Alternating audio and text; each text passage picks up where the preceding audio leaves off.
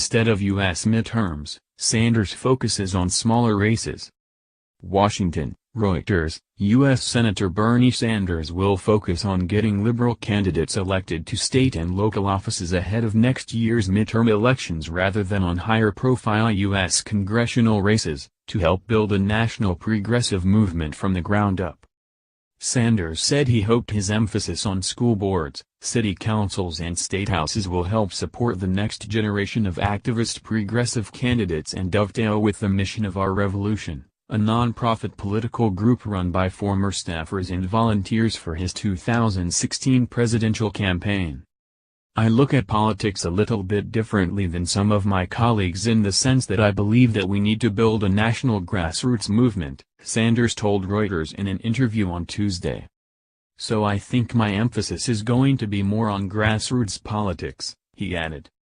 Sanders, an independent in the U.S. Senate, galvanized the Democratic Party's progressive wing last year with his primary challenge against eventual nominee Hillary Clinton. Sanders, 76, drew huge crowds and won 43% of Democratic primary voters with his calls to end the influence of big money in politics, create Medicare for all healthcare and establish free tuition at public universities. Democrats are arguing over the best way out of a deep electoral rut capped by Clinton's presidential election defeat by Republican Donald Trump. The party lost nearly 1,000 state legislative seats nationally during former President Barack Obama's 2 terms in the White House, and hold the fewest governor's offices in nearly a century.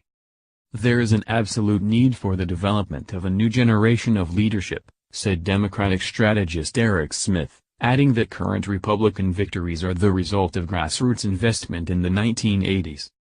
Sanders said the type of progressive policies he espoused during his campaign are winning support around the country. He traveled to Georgia last month to campaign for Vincent Fort, a state senator running for Atlanta mayor. Sanders called Fort, who supports a $15 per hour minimum wage and the expansion of the Medicaid health insurance program for the poor and disabled, a lifelong progressive.